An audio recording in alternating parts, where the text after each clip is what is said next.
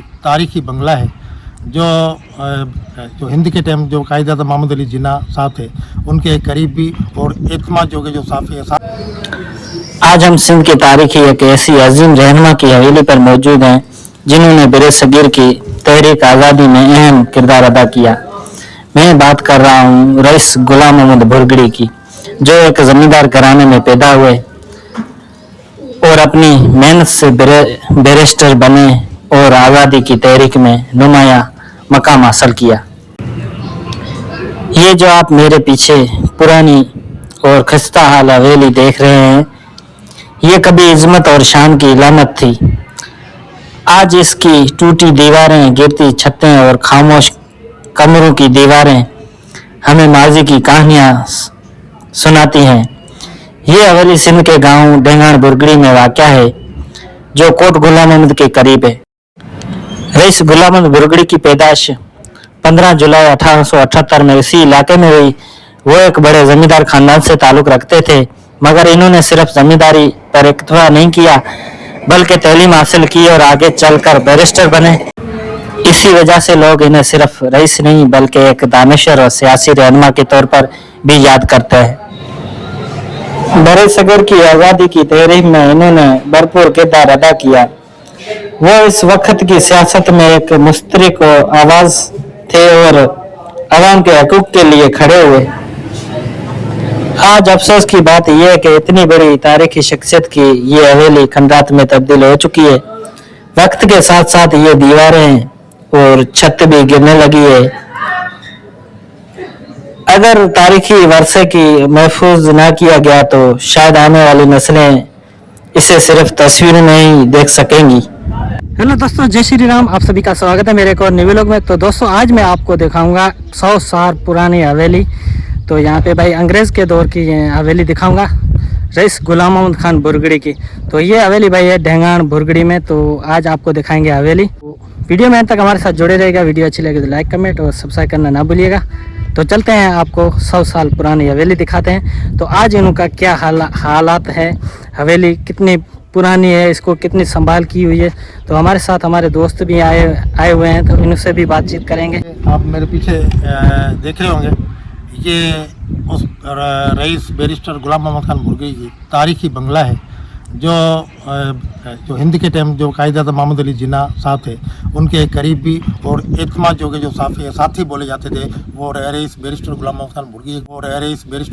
खान बुरगड़ी एक बहुत बड़ी तारीखी और सियासी एक शख्सियत थे।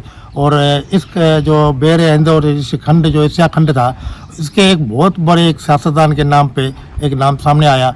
उन्होंने अपने मुल्क के लिए पाकिस्तान बनाने में एक अहम किरदार अदा किया। वो मुंबई असेंबली के मेंबर भी रह चुके हैं और कांग्रेस के वो जनरल सेक्रेटरी भी थे।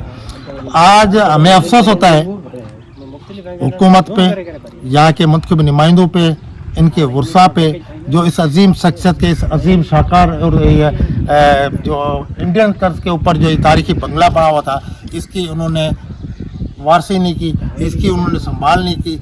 उसका नतीजा आपके सामने है। यह तारीखी एक विरसा था। अगर यही किसी और मुल्क के अंदर होता तो इसकी आज सार संभाल भी हो रही होती, इधर पार्किंग होती और इधर एक बहुत बड़ा इसका मकबरा बना होता। उसकी आपने रईस गुलाम मोहम्मद खान बुरगड़ी की आखिरी आरामगाह भी देखी, उसकी हालत भी देखी।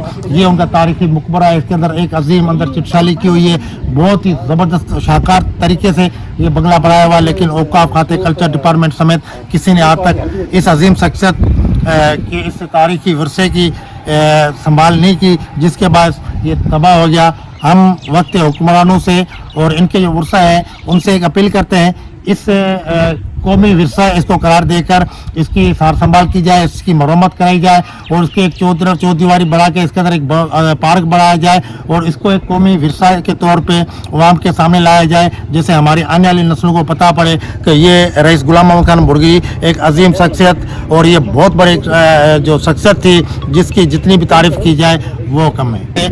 कोट गुलाम अहमद के तकरीबन 8 से 10 किलोमीटर दूर उनका आबाई गाँव है ढेंगाण बुरगड़ी। वहाँ पे उनका एक तारीखी और अजीम एक शानदार तर्ज का वहाँ पे उनका एक तारीखी बंगला बना हुआ था और ये उनकी आखिरी आरामगाह है। ये रईस गुलाम मोहम्मद खान बुरगड़ी जो बम्बई असेंबली के मेंबर भी थे और कांग्रेस के जनरल सेक्रेटरी बने चुके हैं। ये उनके बड़े फर्जंद थे गुलाम मुस्तफा खान बुरगरी, जो रईस गुलाम मोहम्मद खान बुरगरी के फर्जंद थे। और दूसरी बात मैं आपको बताता चलूँ कि कोट गुलाम मोहम्मद का जो साहब का नाम था वो जेमसाबाद था। जो इस अजीम शख्सियत की काशो इनकी मेहनत जो इन्होंने अपने वतन के लिए की, जो इन्होंने अपनी धरती के लिए की, उसको मद्देनजर रखते हुए जेमसाबाद का नाम तब्दील कर कोट गुलाम मोहम्मद बुरगरी रखा गया। पर आज हमें इंतहाई अफसोस होता है हम जब इनकी आखिरी आरामगाह की हालतें देखते हैं, आज इनकी तुरबत जो है उनकी हालत देखते हैं। आज जो इनके जो तारीखी जो बंगले हैं, जो किसी टाइम पे एक बड़ी सियासी आमद रफ्त का एक जरिया होती थी, जहाँ पे बहुत बड़े बड़े नाम जो यहाँ पे इनकी सियासी मुलाकातें हुआ करती थी, आज वो उजड़ चुका है। ये जो डेंगा बुरगी यहाँ की जो अवाम है उनकी भलाई और खुशहाली के लिए, उनके जो बुनियादी हकूक है, उनके मसाइल के हल के लिए मरहूम गुलाम मुस्तफा खान ने अपनी ज़ाती ज़री ज़मीन तकरीबन 425 एकड़ जो ज़री ज़मीन थी वो औकाफ खाते को वक़्फ़ कर दी थी।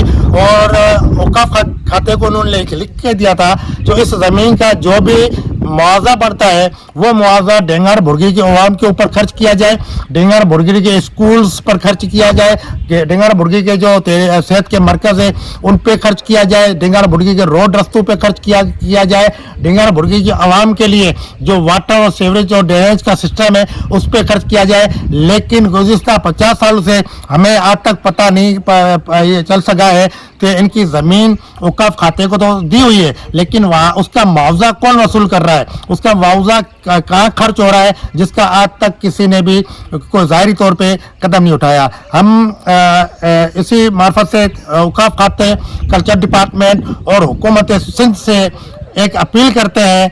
तो ये एक बहुत बड़ी अजीम शख्सियत, सियासी शख्सियत बैरिस्टर रईस मरहूम गुलाम मोहम्मद खान बुरगी एक तारीखी हैसियत रखते थे। ये हमारे कौमी हीरो थे। ये बानी पाकिस्तान मरहूम कायद आज़म मोहम्मद अली जिन्ना के करीबी साथी थे। ये बहुत बड़ी एक सियासी शख्सियत है।